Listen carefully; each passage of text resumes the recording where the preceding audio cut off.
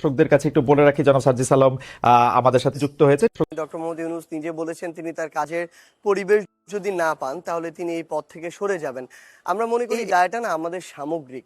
আমরা আমাদের জায়গা থেকে যমুনাকে, অর্থাৎ যেখানে ডক্টর ইউনূস তার জায়গা থেকে তার অফিসটি করে থাকেন, আমরা যখন দেখি যে সেখানে দেশ এবং দেশের বাইরের গুরুত্বপূর্ণ ব্যক্তিরা তার সাথে এসে গুরুত্বপূর্ণ কিছু মিটিং করে থাকেন, তিনি বিভিন্ন কাজে সেখান থেকে বাইরে যান, এই প্রক্রিয়াটি যখন বন্ধ হয়ে যায় তখন কিন্তু আলটিমেটলি সেই জায়গাটা যদি সেই অফিসটি ভালোভাবে ফাংশন না করে তাহলে কিন্তু রাষ্ট্র ভালোভাবে ফাংশন করবে না। ডক্টর ইউনূস তার জায়গা থেকে স্পষ্ট করে বলেছেন তিনি ডিসেম্বর থেকে জুনের মধ্যে নির্বাচন দিবেন। সেখানে বাংলাদেশের অন্যতম একটি বড় রাজনৈতিক দল বিএনপি বলেছেন ডিসেম্বরের মধ্যেই চান। এখানে কিন্তু পার্থক্য খুব একটা বেশি নেই।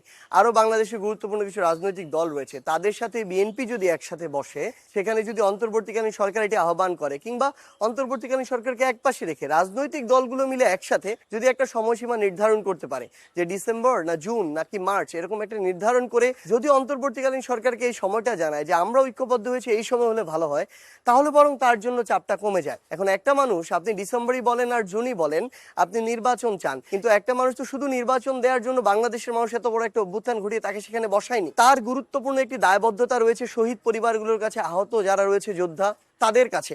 তাকে তো এই গণহত্যার বিচার করতে হবে, তাকে তো মৌলিক সংস্কার কিছু করে যেতে হবে। না হলে এই যে এত বড় আস্থার জায়গায় মানুষ রেখে তাকে ওই ক্ষমতার জায়গাটিতে বা দায়িত্বের জায়গাটিতে বসালেন, সেটা কিন্তু আলটিমেটলি তার পালন করা হচ্ছে না। তো তিনি যেহেতু ক্ষমতামুখী মানুষ না, সেই জায়গায় তিনি বলেছেন তিনি তার দায়িত্ব পালন না করতে পারলে তিনি এই পদ থেকে সরে যাবেন।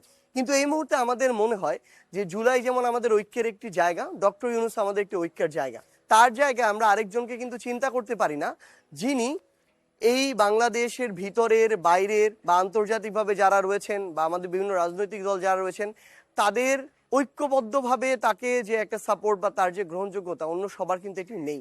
তো এই জন্য তাকে আমরা আমাদের জায়গা থেকে মনে করি যে সকল রাজনৈতিক দলের এই সহযোগিতাটুকু করা প্রয়োজন, যে একটা সুষ্ঠু নির্বাচনের আগে পর্যন্ত তাকে যেন তার কাজগুলো করার স্বাধীনতা দেয়া হয়।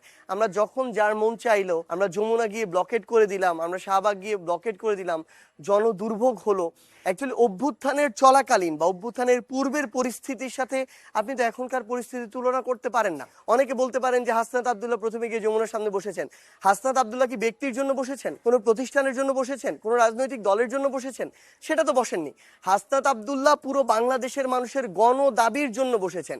এই অন্তর্বর্তীকালীন সরকার কিংবা বাংলাদেশের সকল রাজনৈতিক দলগুলো ঐক্যবদ্ধ হয়ে সেই অগাস্টে সেপ্টেম্বরে যে আওয়ামী লীগ নিষিদ্ধ করার কথা ছিল সেটি করতে পারেননি বলেই হাসনাত আব্দুল্লাহকে ওখানে গিয়ে বসতে হয়েছে। তারপরও হাসনাত আব্দুল্লাহ এবং সবাই সামগ্রিকভাবে এই যে আওয়ামী লীগ নিষিদ্ধের যে দাবিটি, সেই দাবিটি আমরা রাজনৈতিক দলগুলোর মতামত বা অংশগ্রহণের ভিত্তিতে আমরা সফল করেছি।